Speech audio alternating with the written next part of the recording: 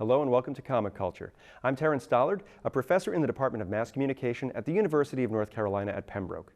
My guest today is writer-artist Terry Moore. Terry, welcome back to Comic Culture. Thank you. Glad to be here. Now, I say that you're a writer and an artist, and to me these seem like, well, they are related, but there's differences between the disciplines. So when you're getting ready to start a new series or a new storyline, how do you approach it? Are you sitting down at the computer and maybe writing up the script, or are you just sitting down at the board with a fresh sheet of paper and a pencil? Well, the definition of a cartoonist is an artist who thinks. So I call myself a cartoonist. It's easier than saying writer-artist, which means when I'm sitting at a blank piece of white paper, I can write and draw at the same time, which is typically how you see a lot of cartoon art get made. I used to write scripts that looked like 30-minute TV shows, but then when I would sit down to draw, I'd get a better idea and have to throw the script out. So now I just have a general idea, I go for it. And are you starting just with that blank sheet and upper left corner and going there, or do you just maybe have an idea for a scene and then start there and then maybe go in and fill in the beginning later on? I tend to start at the top left and work my way down. But if that's only because I'm mostly a storyteller, so I'm thinking, the linear story on the page. But if I'm going to do something splashy, like when it's time for somebody to fall out the window, you design the whole page, as a piece of graphic art. So I do both, actually, yeah. Now, nobody's asked me that before. Well, it's something I think John Byrne once said, that he'll start in the middle of the book. So that way when he starts page one later on, he's sort of warmed up. So I wasn't sure if you had approached the same way. I have done that. I have. Sometimes you have just one key scene and you build a story around it frontwards and backwards, like a murder mystery. You figure out the murder first, then frontwards and backwards. Many times I've made a comic that way, and I'll read it and I'll think it needs another setup. And then that setup needs a setup. And I end up adding like 3 scenes to the front of the book just to get the setups right, It makes a big difference. That's the nice thing about being able to do it all yourself. You can edit, change, move it around as you go. If you're starting and let's say you're adding pages to it, depending on how far along you are in the book, that might change where you end up or where you thought you were going to end up simply because of the page count that you're limited to. So are you working, like you say, on board with a pencil, or are you doing stuff maybe with a tablet where you're able to make changes a little bit quicker than grabbing another sheet of paper and saying, nuts, I got to get started again from scratch? No, I tend to visualize it in my mind, and then I just start laying it out on the paper. And if I have something that's really tricky to draw that I haven't drawn before, then I'll get out other paper, work paper, and I will start figuring out that pose or that angle. But mostly, man, I just attack the page. I actually have them sitting in front of me right here. Here's a page of my original art that I just did this morning. And I really just started at the top. And this is supposed to be a building somewhere in Siberia, really cold. And this little girl comes up, bangs on the door, and pretends like she's crying. But this is going to be like if they let her in, they're in trouble. She's a bad girl. But there was a figure that I needed to figure out in the page before, and so I was trying to figure out my angle rather than draw and erase over and over on the same panel. I can really wear paper out just drawing and erasing over and over. I've probably erased 10 times more comics than I've really drawn. Just, redraw it, it's not right. Make the fingers longer, the hand short, just trying everything. And so, yeah, a lot of it's right on the page. First off, that page is spectacular, the use of light and dark and the way that you're spotting the blacks there. And I'm assuming this is part of 5 years, which is sort of the culmination of what you've been doing for the past 25 years as a cartoonist. So it's difficult for me to put it into words, but it seems like it would be tough for you as an artist to figure out what appears to be the end of a lot of these characters, as this series would imply. Well, yeah, we're definitely getting to where it's getting closer and closer to farewell tour stuff, where I've been living with these characters for a long time and making all these stories, and they're starting to get the original characters are like in their 30s now. I started off, they were like college age kids, and now they've all married each other and had kids. So they're looking a little old, but there's a new group of young characters that have come up, like the little girl here, Zoe, who have become, they've managed to get their own fan base, which I'm so happy about. I mean, I'm so glad that they're accepting them. And it's okay because the older characters like Kachu and Francine, who were my two stablemates for a long time, they really don't belong to me anymore. They belong to like thousands of other people who are very protective, and they threaten me with my life if I do anything to mess them up. So the fans at some point, they kind of take over and say, okay, Doctor Who belongs to us. You're not allowed to make him a weirdo now or something. So you end up with this responsibility just as a caretaker. That's where a lot of writers jumped off.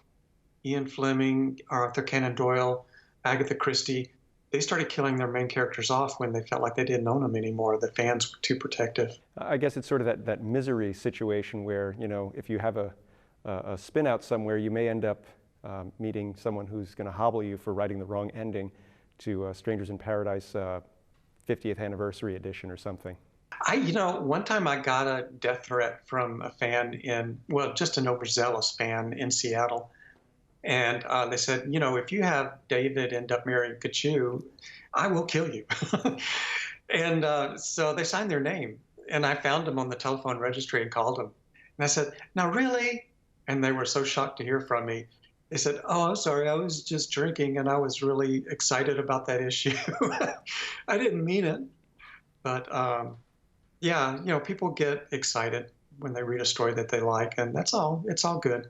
And on one hand, it must be really rewarding because you're creating characters that resonate with such a large group of people over so many years that you've basically created, as far as I know, about 4 or 5 series that are just absolute hits with the audience. So when you're coming up with something like that, how do you sort of connect with the fans and make sure that you're giving them the credit for keeping you going, inspiring you through their support, and then make sure that you're giving them something maybe on social media or that little hint that you're giving us by showing us a page or something like that?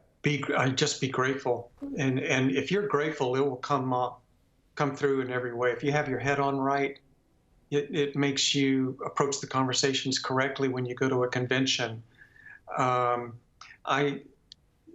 I say thank you a lot, maybe to everybody I meet that reads my books, because they don't have to. There's a lot of other choices.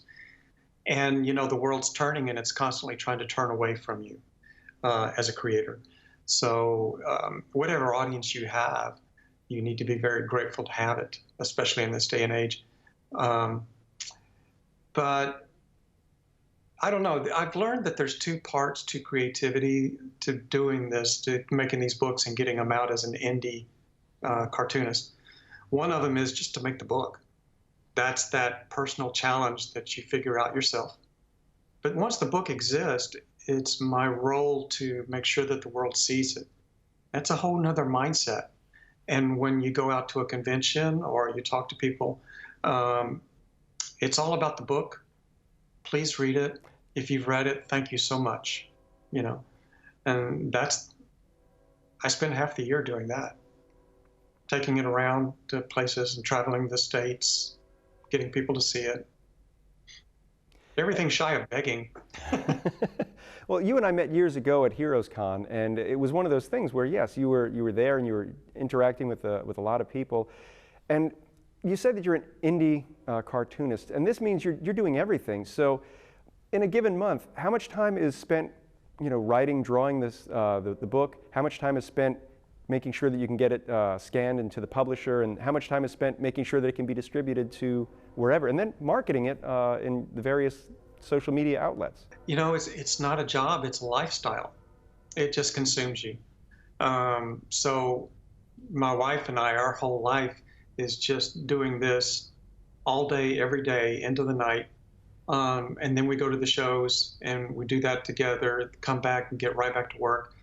Um, so I draw, I'm drawing almost all day, and then with just breaks to go to the warehouse, sign, ship, pack, take it to the post office, come back and draw again.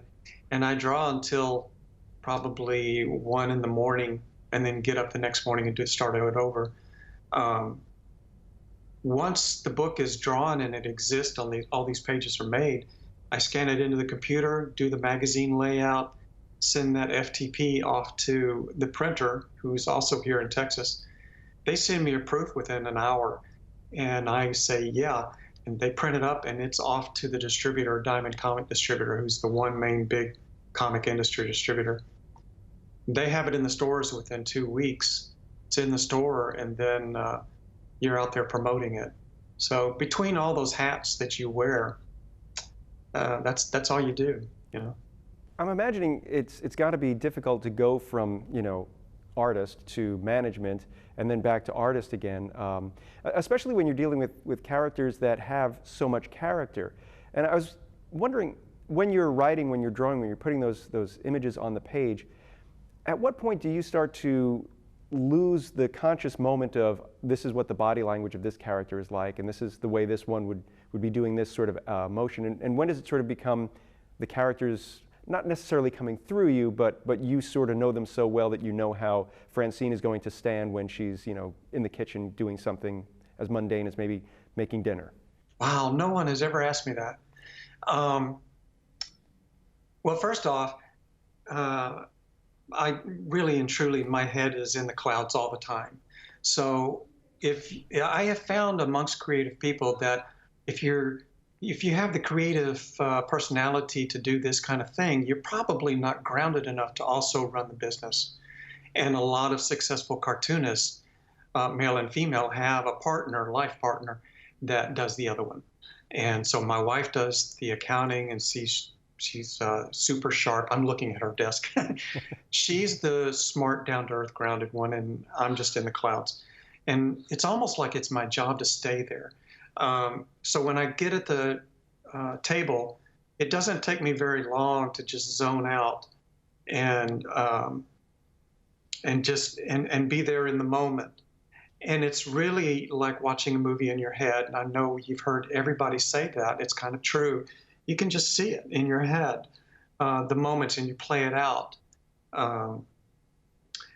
If you've seen the movie The Last Black Man in San Francisco, you see the playwright on the dock of the bay acting out all the parts, and he's doing the dialogue and everything. And that's how it is for the cartoonist, except that I'm sitting still and it looks like nothing's going on the outside, but on the inside, it's a movie theater. And so I'm capturing that on the paper. And what's hard is if I'm there and I'm doing it, and then there's a phone call or a text, or my wife asks me about, where did you put those boxes? It's like being on Star Trek and they suddenly beam you back to the ship, and you're totally interrupted from that big crisis on the planet. And then you have to go back to beam up back to the planet, get back into the fight with that monster out there in the rocks. And then they beam you back on the ship. I can't find that box. Where did you say it was? And it's over there. Okay, let me go. I got busy. So you go back to the planet. And it's just like that. I mean, it's that big of an interruption. If you're in the zone and somebody asks you something down to earth, it takes a while to get back. It's like interrupting a play. Whoa, everybody on stage, stop. I have a question. Does anybody see my phone? No, don't interrupt us. You're talking about this play happening, but you also talk about how you can erase your way through paper or many times through a board. So is there a moment when you're working on a figure, you're working on whether it's a hand, whether it's an expression, where it's just not working correctly? Do you ever feel like you're going to lose the moment? Maybe the spontaneity is gone? Or is it something, because you're so disciplined at it at this point in your career, that you can keep working until you get it just right and it will still be the way you want it? Well, that spontaneity thing, it's not stardust. It's like I clicked a button and froze time. It's more like, I can't remember the name of the movie, where you could click and freeze everybody, and then you could put them in the pose you wanted. and change their hand and things like that. So they will hold the moment for me on the panel, and then I can try the hand and go, oh no, no Kirby hands, or Ditko hands, no. Oh, there's a Terry hand.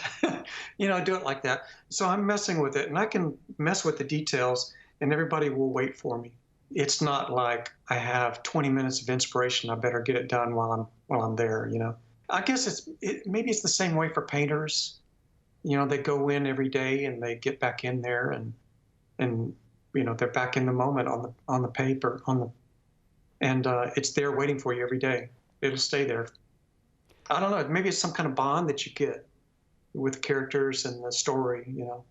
Well, it's interesting. I spoke with Lee Weeks a little while ago, and he was saying that when he's working, sometimes he just, if he's not pushing or it doesn't feel right, he just kind of, what he called, snuffs the magic out of it. And he sometimes will just tear the page up and start from scratch, which to me seems, wow.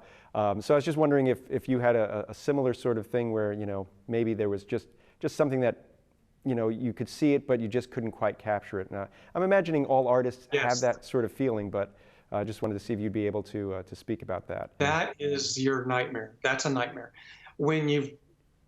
And because it goes back to the amateur frustrations you had. It's what you tried so hard to get past as somebody drawing at home, where you've worked so hard on the details, and then when you look at the finished product, it's just stiff and lifeless because you were so busy making sure the utility belt was all rigged out that now you look at the whole figure and it's just, there's no life. So when you get this far down the road, you're thinking, there's no excuse for that, Terry, you know better. So you have to refresh, start over, and just start over like you're drawing Bugs Bunny. And the very first few lines capture the life of it. You need to have the curved back and the life in the arm and the cock of the head. Now you're trying for the rest of the drawing not to mess that up. Now it's just the details that you put on there.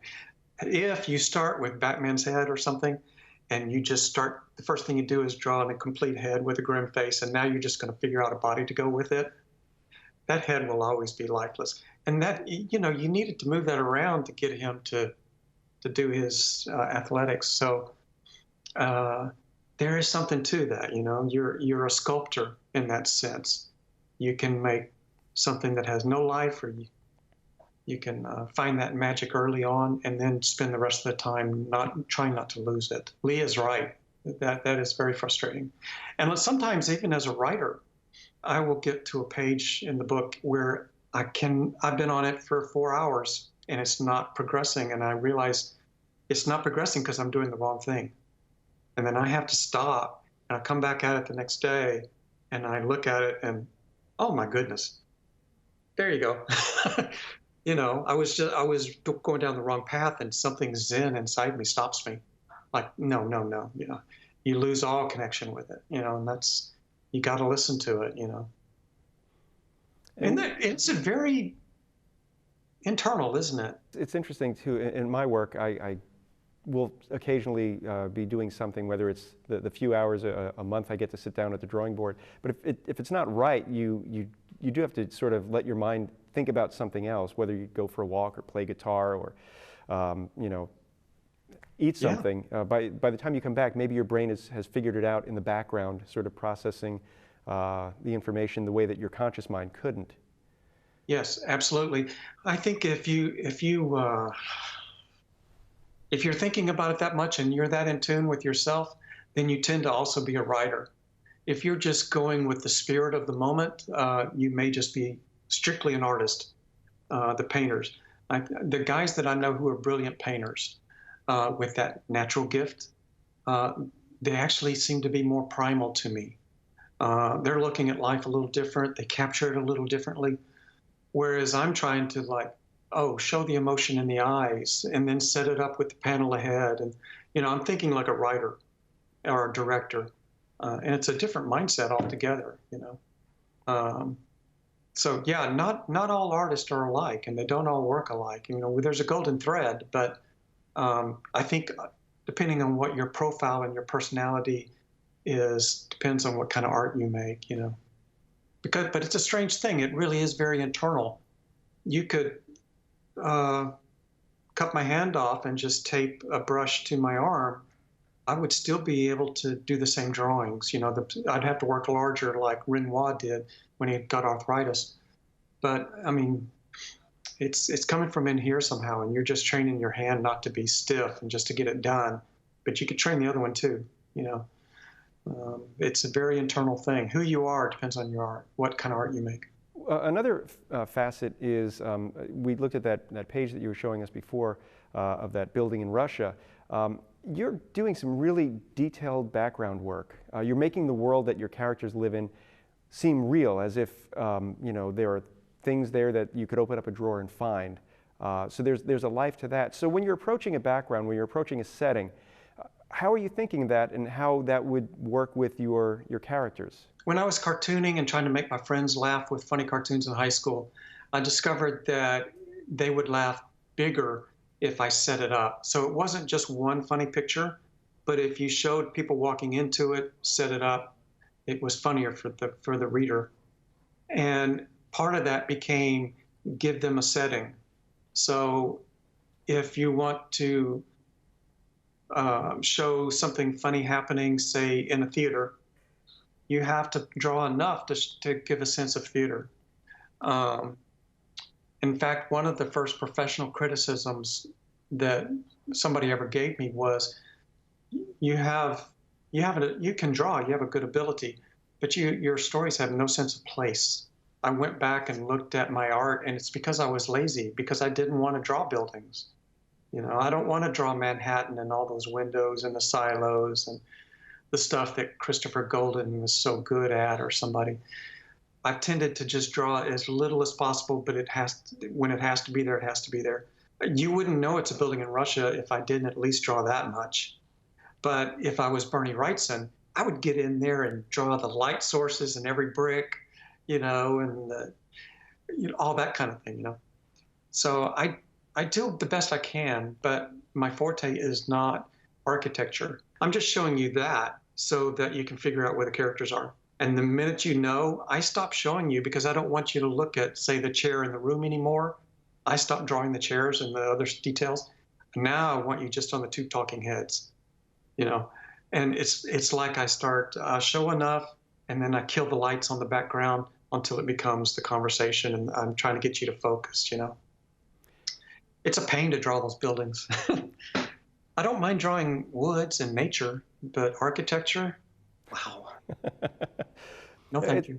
It's I think one of the first books of yours that I saw was the Rachel Rising book, and the opening scene takes place in the woods. And I remember being taken back, first off, because you make a choice to work in black and white, and also because you are able to create such textures and detail in that black and white environment. So I'm wondering, what sort of thought is going into that to give it just the right amount of texture, or give it the right amount of footprints in the snow?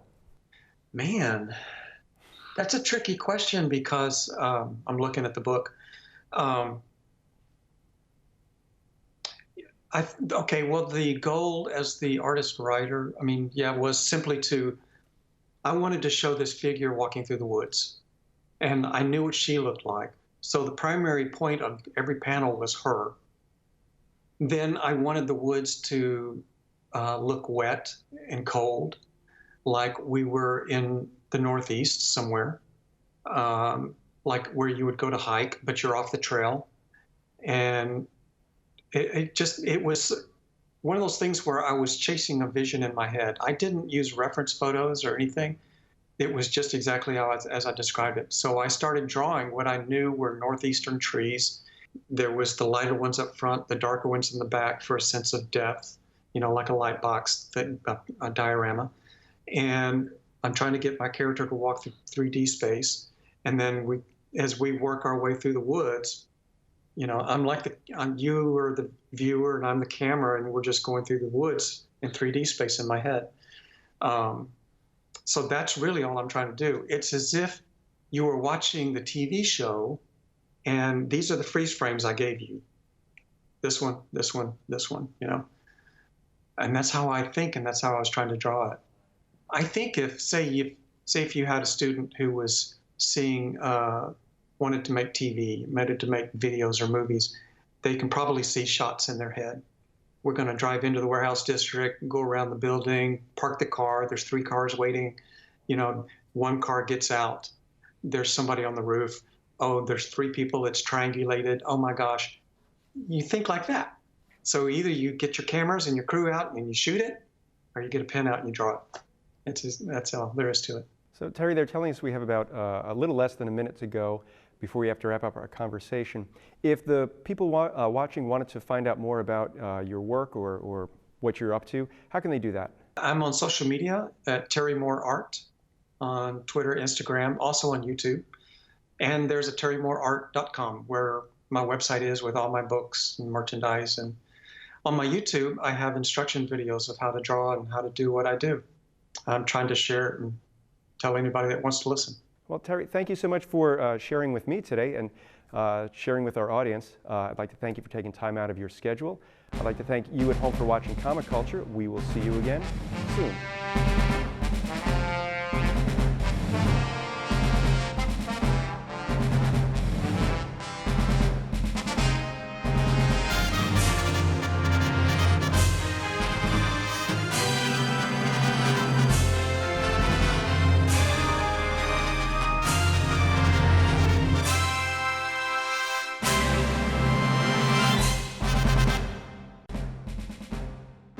Comic Culture is a production of the Department of Mass Communication at the University of North Carolina at Pembroke.